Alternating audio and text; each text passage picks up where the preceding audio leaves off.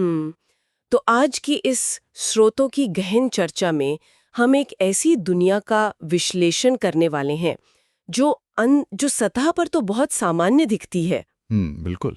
लेकिन जिसके भीतर बहुत तेजी से बदलाव हो रहे हैं।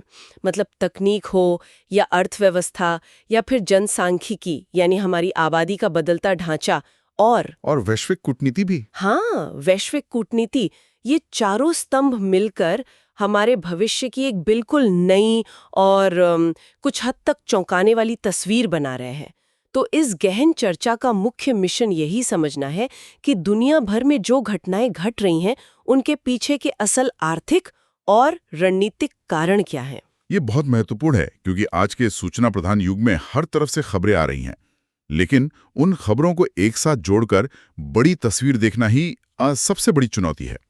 आज की हमारी इस चर्चा का आधार 5 मार्च 2026 के प्रमुख समाचार पत्रों के संपादकीय हैं। बिल्कुल, और हमने कुछ बेहतरीन स्रोत लिए हैं, है ना? हाँ, हमने economic times, the Hindu, Dainik Bhaskar, business standard और जनसत्ता जैसे प्रतिष्ठित स्रोतों से डेटा आधारित लेख और विशेषज्ञ कॉलम्स जुटाए हैं, ताकि हम इन जटिल मुद्दों की तह तक जा सकें।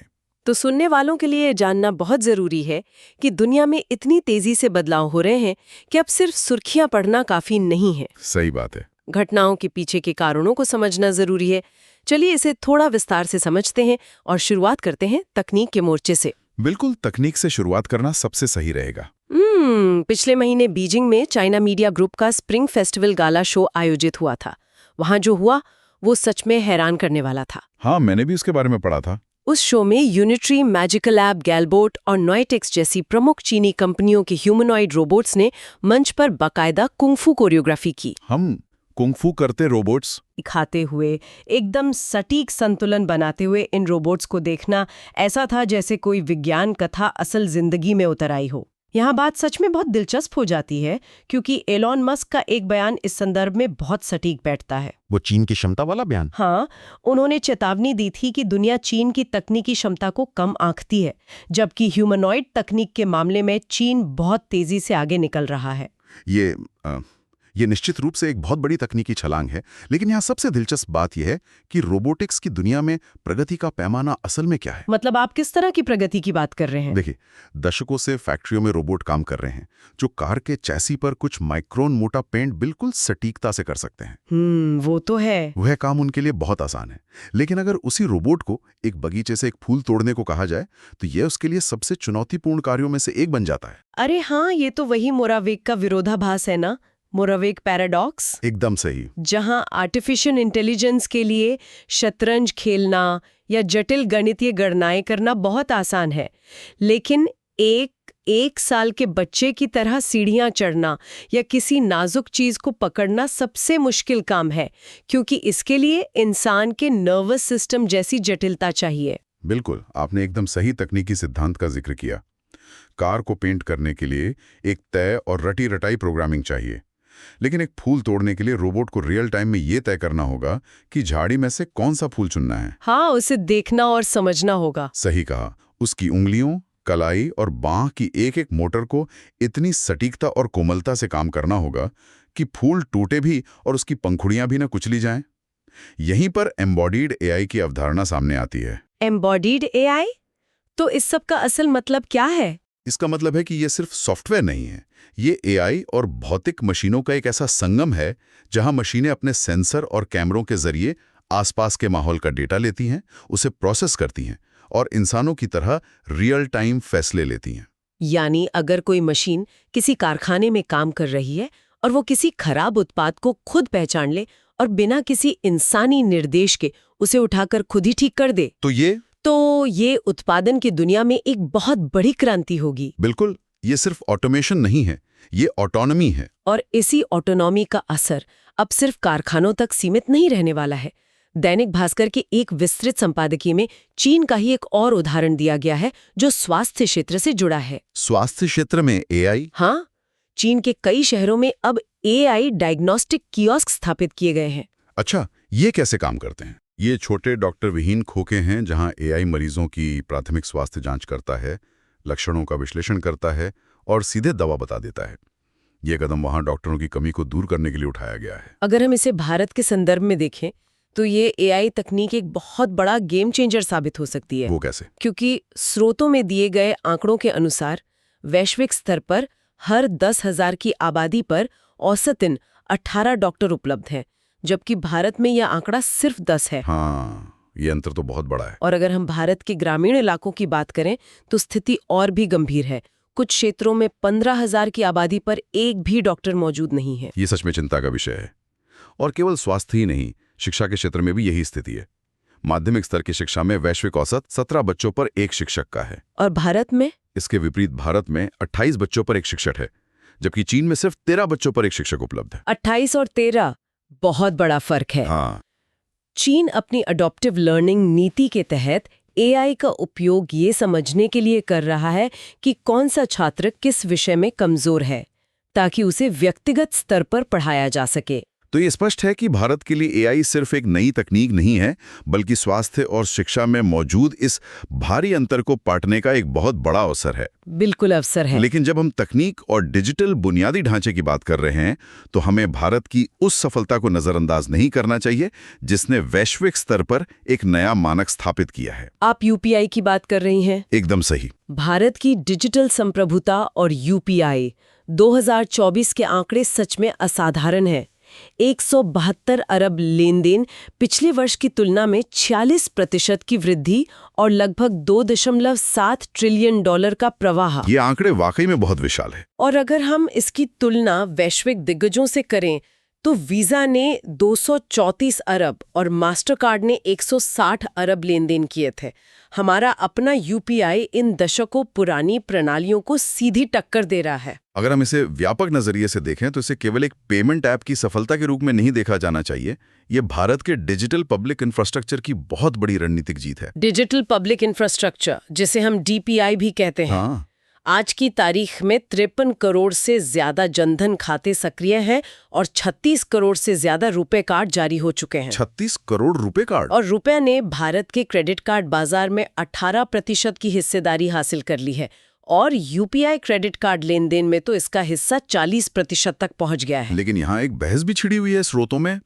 आंकड़े तो निस्संदेह शानदार हैं, लेकिन क्या ये पूरी तरह से मुफ्त या zero merchant discount rate model लंबे समय तक सस्टेनेबल है? ये एक बहुत ही जायज सवाल है, क्योंकि कई फिनटेक कंपनियां ये तय दे रही हैं कि बुनियादी ढांचे को बनाए रखने के लिए भारी निवेश की आवश्यकता होती है और बिना मुनाफे के नवाचार धीमा पड़ सकता है। ये एक बहुत ही प्रासंगिक आर्थिक चिंता है, लेकिन सरकार का नजरिया इसे एक प्रीमियम वित्तीय सेवा के बजाय सार्वजनिक बुनियादी ढांचे के रूप में देखने का है। जैसे सड़कें या पुल होते हैं। बिल्कुल, सड़कों या पुलों की तरह जिनका सीधा मुनाफा शायद ना दिखे, लेकिन जो पूरी अर्थव्यवस्था की गति को तेज करते हैं, और इसका रणनीतिक लाभ अब देश की सीमाओं से बाहर दिख रहा है। हाँ, मैंने पढ़ा था कि यूपीआई अब सिंगापुर, फ्रांस, यूएई और मॉरिशस जैसे देशों में उपयोग किया जा रहा है। और सबसे महत्वपूर्ण बात यह है कि अब इसके यूरोप के target instant payment settlement network के साथ जुड़ने की संभावनाएं तलाशी जा रही हैं। पश्चिमी देशों के पारंपरिक वित्तीय नेटवर्क जैसे स्विफ्ट पर निर्भरता कम करने के लिहाज से ये एक बहुत बड़ा भू-राजनीतिक कदम है। निश्चित रूप से। लेकिन ये जो सार्वजनिक बुनियादी ढांचे और मुफ्त सेवाओं की बात हो रही है, ये हमें हमारे दूसरे बड़े विषय की ओर ले जाती है। तकनीक से हटकर अगर हम राज्य की नीतियों पर नजर डालें तो मुफ्त की योजनाओं और राजकोषीय स्थिरता के बीच एक बहुत बड़ा टकराव देखने को मिल रहा है। ये एक बहुत ही ज्वलंत मुद्दा है आज के समय में। चेतन भगत का हालिया लेख इस बहस के मानवीय और आर्थिक दोनों पहलुओं को बहुत गहराई से सामने रखता है। हाँ, उस लेख में एक बहुत ही प्रभावी उदाहरण दिया गया है। कल्पना की गई है कि ग्रामीण भारत में एक गरीब महिला, जो शायद एक कठिन आर्थिक और सामाजिक परिवेश में जी रही है, उसके फोन पर राज्य सरकार की ओर से पैसे जमा होने का संदेश आता है और उसके चेहरे पर एक मुस्कान आ जाती है। बिल्कुल, यह यूनिवर्सल कैश ट्रांसफर का सीधा प्रभाव है। वो छोटी सी रकम उस महिला को जो आर्थिक आजादी और खुशी देती है, उसे नकारा नहीं जा सकता। कल्याणकारी राज्य का मूल उद्देश्य भी यही होता है कि वो समाज के सबसे कमजोर वर्ग को सुरक्षा प्रदान करे। मानवीय दृष्टिकोण से ये बिल्कुल सही लगता है। लेकिन जब हम इसी मॉडल को व्यापक आर्थिक पैमाने पर देखते हैं तो इसके आंकड़े सच में चिंताजनक होने लगते हैं। आंकड़े क्या कहते हैं? 2020 में असम राज्य में इस नकद हस्तांतरण योजना पर लगभग 1600 करोड़ रुपए का खर्च आया था, अब अनुमान ये है कि 2025 तक जब ये योजना 15 राज्यों में फैल चुकी है तो इसका कुल खर्च बढ़कर 2.46 लाख करोड़ रुपए हो जाएगा। बाप रे, 2.46 लाख करोड़। ये महज 5 सालों में 153 गुना की वृद्धि है। इतनी तेज वृद्धि तो किसी सफल कॉर्पोरेट स्टार्टअप में भी नहीं देखी जाती। और यहीं पर नीति निर्माताओं के लिए असली चुनौती शुरू होती है। आर्थिक सर्वेक्षण इस वित्तीय दबाव को लेकर स्पष्ट चेतावनी देता है। सर्वेक्षण का रुख क्या है इस पर? देखिए, हम पूरी तरह निष्पक्ष रूप से बात कर रहे हैं। सर्वेक्षण के अनुसार जब इन नकद हस्तांतरण योजनाओं को रोजगार सृजन, कौशल विकास या मानव पूंजी में ठोस निवेश के साथ नहीं जोड़ा जाता तो ये अर्थव्यवस्था पर भारी बोझ बन जाती हैं। एक तरह से बिना उत्पादकता बढ़ाए खर्च बढ़ रहा है। सही कहा। सर्वेक्षण में एक और चिंताजनक रुझान की ओर इशारा किया गया है। इन योजनाओं का महिलाओं की श्रम बल भागीदारी पर नकारात्मक असर पड़ सकता है, क्योंकि न्यूनतम आय सुनिश्चित होने पर काम पर जाने की प्रेरणा कम हो सकती है। एकदम सही। और इसके राजकोषीय परिणाम तो पहले ही सामने आने लगे हैं। हाँ, स्रोतों में जो आंकड़े हैं उनके अनुसार 2019 से 2025 के बीच 18 में से 10 राज्य जो पहले राजस्व अधिशेष की स्थिति में थे, वे अब राजस्व घाटे में खिसक गए हैं। यानी कमाई से ज्यादा खर्च हो रहा है। मतलब हम आज की खपत को पूरा करने के लिए भविष्य के बुनियादी ढांचे जैसे स्कूल, अस्पताल और सड़कों के बजट में कटौती कर रहे हैं। इसी गंभीर स्थिति को देखते हुए अब न्यायपालिका ने भी इस मुद्दे पर कड़ा रुख अपनाया है।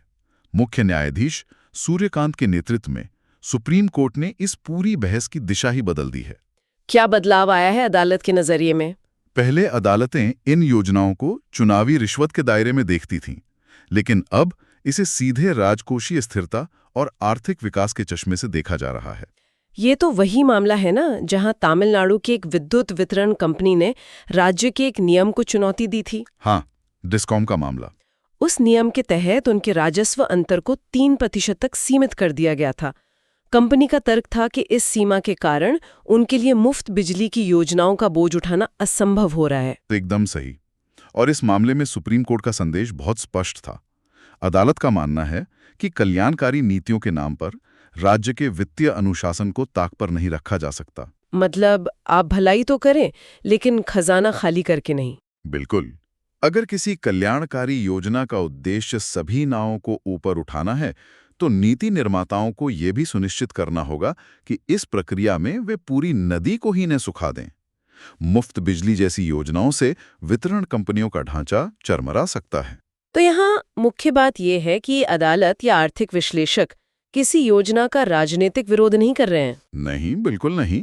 वे सिर्फ ये मांग कर रहे हैं कि हर योजना की वास्तविक राजकोषीय कीमत का पारदर्शी आकलन होना चाहिए। ये एक बहुत ही जटिल संतुलन है जहां सरकारों को वर्तमान की जरूरतों और भविष्य की आर्थिक सुरक्षा के बीच एक रेखा खींचनी है। और ये वित्तीय दबाव एक और बड़े बदलाव की पृष्ठभूमि में हो रहा है, जिस पर अक्सर हमारा ध्यान नहीं जाता। आप भारत की जनसांख्यिकीय क्रांति की बात कर रहे हैं। जी हाँ, भारत की शांत जनसांख्यिकीय क्रांति। चलिए इसे थोड़ा विस्तार से समझते हैं। 1990 के दशक में जब पॉल अर्लिच की पॉपुलेशन बॉम्ब यानी जनसंख्या बम की थ्योरी बहुत चर्चा में थी, तब ये डर था कि भारत की बढ़ती आबादी सभी संसाधनों को निगल जाएगी। उस समय हमारी कुल प्रजनन दर या TFR क्या था? उस समय कुल प्रजनन दर 3 से 4 के बीच थी। लेकिन राष्ट्रीय परिवार स्वास्थ्य सर्वेक्षण का जो नया डेटा आया है, वो उस पुराने डर को पूरी तरह से खारिज करता है। हाँ, NFHS 5 का डेटा। आज भारत के अधिकांश राज्य 2.1 की कुल प्रजनन दर से नीचे आ गए हैं। इस 2.1 के आंकड़े को रिप्लेसमेंट लेवल कहा जाता है। यानी वो दर जिस पर आबादी न बढ़ती है और न घटती है, बल्कि स्थिर रहती है। सही कहा। दक्षिण भारत के राज्यों ने तो ये लक्ष्य कई साल पहले ही हासिल कर लिया था। लेकिन सबसे चौंकाने वाली बात यह है कि अब उत्तर प्रदेश, बिहार और राजस्थान जैसे उच्च जनसंख्या वृद्धि वाले राज्य भी तेजी से इसी दिशा में आगे बढ़ रहे हैं। बिना किसी कड़े जनसंख्या नियंत्रण कानून या सरकारी जबरदस्ती के इतना बड़ा बदलाव आना अपने आप में एक केस स्टडी है। बिल्कुल। और इसके पीछे के कारणों को समझना बहुत जरूरी है। सबसे बड़ा कारक तो महिलाओं की बढ़ती शिक्षा और शादी की उम्र का बढ़ना है। और इसके साथ ही स्वास्थ्य सेवाओं में सुधार का भी बहुत बड़ा योगदान है। पहले के दशकों में शिशु मृत्यु दर अधिक होने के कारण परिवार ज्यादा बच्चे पैदा करते थे ताकि कम से कम कुछ बच्चे जीवित रहकर बुढ़ापे का सहारा बन सके। जिसे हम जनसांख्यिकी की भाषा में एहतियाती प्रजनन कहते हैं। हाँ, प्रिकॉशनरी फर्टिलिटी। अब टीकाकरण और बेहतर स्वास्थ्य सुविधाओं के कारण बच्चों के जीवित रहने की दर बढ़ गई है, जिससे इस एहतियाती प्रजनन की जरूरत खत्म हो गई है। इसके अलावा आज के दौर की आर्थिक वास्तविकता को भी नजरअंदाज नहीं किया जा सकता है। शिक्षा, स्वास्थ्य और शहरी जीवन यापन का खर्च इतना अधिक हो गया है कि बच्चों की परवरिश अब एक बहुत बड़ा वित्तीय निवेश बन गई है। ऐसे में छोटे परिवार का चलन स्वाभाविक रूप से बढ़ रहा है और इसी बदलाव के कारण अब हमारी नीतियों का पूरा फोकस बदलना चाहिए। किस तरफ ध्यान देना चाहिए अब? नीति निर्माताओं को अब जनसंख्या नियंत्रण के पुराने विमर्श से बाहर निकलकर आने वाले दशकों की चुनौतियों पर ध्यान देना होगा। जैसे जैसे आबादी स्थिर होगी और उम्रदराज होगी, हमें बुजुर्गों की देखभाल के लिए बुनियादी ढांचे और एक अत्यंत मजबूत पेंशन प्रणाली की आवश्यकता होगी। और इसका एक बहुत बड़ा असर देश के आंतरिक प्रवास या इंटरनल माइग्रेशन पे भी पड़ेगा। वो कैसे? हम स्पष्ट रूप से देखेंगे कि उच्च प्रजनन वाले और आर्थिक रूप से कमजोर राज्यों से युवा श्रमिकों का एक बड़ा वर्ग उन अमीर राज्यों की ओर पलायन करेगा जिनकी आबादी तेजी से उम्रदराज हो रही है और जिन्हें कामगारों की सख्त जरूरत है। ये तो भारत की अर्थव्यवस्था की एक नई सच्चाई होगी, जिसके लिए हमें आज से ही तैयार रहना होगा। और आंतरिक संसाधनों और जनसांख्यिकी में हो रहे इन बदलावों का सीधा असर किसी भी देश की वैश्विक स्थिति पर पड़ता है। बिल्कुल। जब घरेलू जरूरतें बदलती हैं, चाहे वो उम्रदराज आबादी के लिए संसाधन जुटाना हो या एआई और तकनीक के लिए नई ऊर्जा की मांग हो, तो देशों को अपनी विदेश नीति और कूटनीति में भी बड़े बदलाव करने पड़ते हैं। अगर हम वैश्विक भू राजनीति के परिदृश्य पर नजर डालें तो वहां भी कई पुरानी मान्यताएं टूट रही हैं। अमेरिका और ईरान के बीच हालिया तनाव की रिपोर्टिंग में कुछ बहुत ही महत्वपूर्ण तथ्य सामने आए हैं जो अंतर्राष्ट्रीय कूटनीति की जटिलताओं को उजागर करते हैं। दैनिक भास्कर के संपादकीय में इस पर काफी विस्तृत जानकारी दी गई है। हाँ, और ये बहुत चौंकाने वाला है। अमेरिकी रक्षा विभाग यानी पेंटागन ने अपनी ही संसद की समितियों के सामने ये स्वीकार किया है कि अमेरिकी ठिकानों पर किसी भी आसन्न ईरानी हमले की उनके पास कोई खुफिया जानकारी नहीं थी। ये स्वीकारोक्ति अपने आप में बहुत बड़ी है, लेकिन ओमान के विदेश मंत्री द्वारा किया गया खुलासा इस पूरी घटना को एक नया आयाम देता है। क्या खुलासा किया उन्होंने? उनके अनुसार 28 फरवरी को जेनेवा में जो वार्ता हुई थी, उसमें ईरान अपनी लगभग सभी शर्तें मानने और एक बड़े समझौते के लिए तैयार हो गया था। मतलब ईरान पीछे हटने को तैयार था? हाँ, ईरान अपने सभी संवर्धित यूरेनियम भंडार को नष्ट करने, आगे का संवर्धन पूरी तरह रोकने और अंतर्राष्ट्रीय परमाणु ऊर्जा एजेंसी के साथ साथ अमेरिकी अधिकारियों को अपने परमाणु प्रतिष्ठानों के पूर्ण सत्यापन की अनुमति देने के लिए राजी था, जीरो स्टॉक पाइलिंग के लिए। इससे एक बहुत ही महत्वपूर्ण सवाल खड़ा होता है। स्रोतों में ये सवाल बहुत प्रमुखता से उठाया गया है कि ओमान के विदेश मंत्री के अनुसार इस शांति समझौते की खबर सार्वजनिक होने के महज कुछ ही घंटों बाद अमेरिका ने ईरान पर एक बड़ा सैन्य हमला कर दिया। यही बात कूटनीतिक हलकों में चर्चा का विषय बनी हुई है। इन तथ्यों को देखते हुए ये सवाल उठना स्वाभाविक है कि जब ईरान अपने परमाणु कार्यक्रम को रोकने के लिए सहमत था, तो इस युद्ध का तार्किक या रणनीतिक आधार क्या था? क्या ये हमला कूटनीतिक विफलता थी या इसके पीछे कुछ और भू राजनीतिक हित थे? यहाँ हम सुनने वालों को स्पष्ट कर दें कि हम किसी भी पक्ष का समर्थन या विरोध नहीं कर रहे हैं। हम केवल उन स्थापित तथ्यों और सवालों को सामने रख रहे हैं जो इन रिपोर्टों से उभर कर आए। बिल्कुल, हम सिर्फ स्रोतों का विश्लेषण कर रहे हैं। और वैश्विक मंच पर अक्सर देश अपने दीर्घकालिक आर्थिक और रणनीतिक हितों को भावनाओं या पिछली कड़वाहटों से ऊपर रखते हैं। इसका एक बहुत ही सकारात्मक और व्यवहारिक उदाहरण हमें भारत और कनाडा के बदलते रिश्तों में देखने को मिल रहा है। हाँ, भारत और कनाडा के रिश्ते। हम सभी को याद है कि जस्टिन ट्रूडो के कार्यकाल में निज्जर हत्याकांड के आरोपों के बाद दोनों देशों के कूटनीतिक संबंधों में कितनी खटास आ गई थी। लेकिन अब वहां कूटनीतिक व्यावहारिकता हावी होती दिख रही है, प्रैग्मैटिज्म आ रहा है। ये सच है कि अंतर्राष्ट्रीय संबंधों में कोई स्थायी दोस्त या दुश्मन नहीं होता, सिर्फ स्थायी हित होते हैं। कनाडा के नए प्रधानमंत्री मार्क कार्नी की हालिया भारत यात्रा इस बात का सबसे बड़ा प्रमाण है। और इसके पीछे एक बहुत बड़ा कारण अमेरिका में डोनाल्ड ट्रंप का दोबारा सत्ता में आना भी है। ट्रंप का इसमें क्या रोल है? कनाडा को ये आशंका है कि ट्रंप प्रशासन के तहत यूएस मैक्सिको कनाडा समझौते का नवीनीकरण शायद उनकी शर्तों पर न हो पाए या उन पर नए टैरिफ थोप दिए जाएं। इसलिए कनाडा अब अपनी अर्थव्यवस्था के लिए नए और भरोसेमंद विकल्प तलाश रहा है। और भारत से बड़ा और उभरता हुआ बाजार उनके लिए और क्या हो सकता है? सही बात है। इस यात्रा के परिणाम बहुत ठोस रहे हैं। दोनों देशों ने इसी साल के अंत तक व्यापक आर्थिक साझेदारी समझौते पर हस्ताक्षर करने का लक्ष्य निर्धारित किया है, जिसे हम सीपा कहते हैं।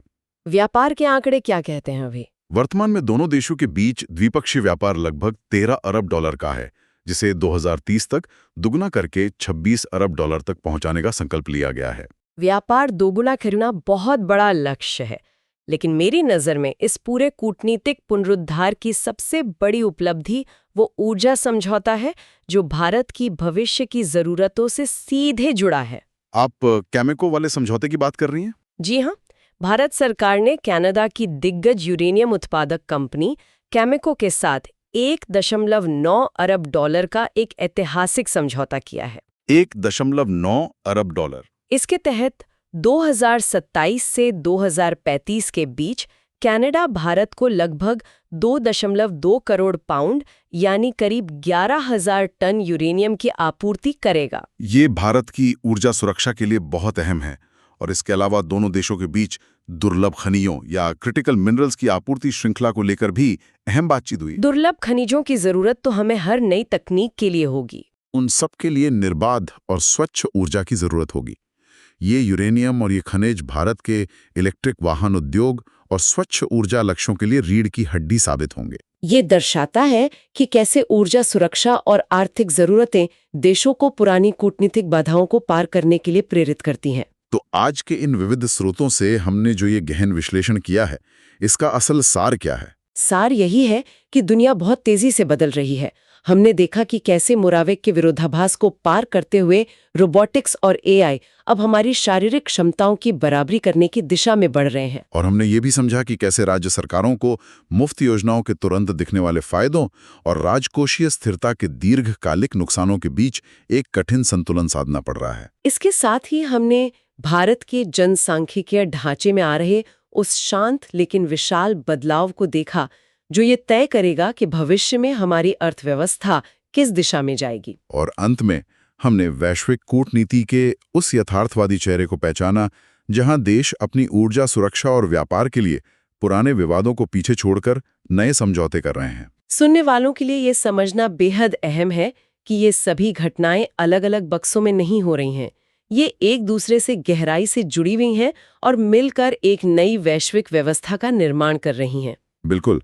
इन जटिल कड़ियों को जोड़कर देखने से ही हमें वह स्पष्टता मिलती है जिसकी आज के समय में सबसे ज्यादा जरूरत है। तो इस चर्चा को खत्म करने से पहले मैं एक ऐसा विचार छोड़ना चाहती हूँ जो इन सभी मुद्दों के केंद्र में है और हम सभी को इस पर सोचना चाहिए। क्या विचार है वो? एक तरफ हम देख रहे हैं कि दुनिया के कई प्रमुख देशों और भारत के अधिकांश राज्यों में प्रजनन दर तेजी से गिर रही है, जिससे आने वाले समय में कामकाजी युवाओं की कमी होगी और उम्रदराज आबादी का अनुपात बढ़ेगा। जनसांख्यिकीय यह बदलाव जिसका हमने जिक्र किया। और ठीक उसी समय दूसरी तरफ एम्बॉडियड एआई से लैस ऐसे ह्यूमनॉइड रोबोट्स तेजी से विकसित हो रहे हैं जो जटिल से जटिल शारीरिक श्रम करने में सक्षम होंगे। मशीनें इंसान की जगह ले रही हैं। तो जरा सोचिए, क्या आने वाले कुछ दशकों में फैक्ट्रियों, दफ्तरों और सेवा क्षेत्रों में मानव श्रम की जगह ये उन्नत मशीनें ले लेंगी? और क्या हमारी एक बड़ी उम्रदराज आबादी केवल इन मशीनों के प्रबंधन और नियमन का काम कर रही होगी? ये सच में एक बहुत गहरा सवाल है। क्या ये तकनीकी छलांग हमारी जनसांख्यिकीय चुनौतियों का अंतिम समाधान बनेगी, या ये मानव समाज के सामने काम और अस्तित्व का एक बिल्कुल नया संकट खड़ा करेगी? ये एक ऐसा सवाल है जिसका सामना भविष्य में हम सभी को करना है। इस बारे में सोचिएगा जरूर। तो आज की इस स्रोतों की गहन चर्चा में हमारे साथ इस विश्लेषणात्मक सफर पर चलने के लिए बहुत बहुत धन्यवाद। हम जल्द ही कुछ और नए स्रोतों और नई जानकारियों के साथ फिर लौटेंगे। तब तक के लिए अलविदा।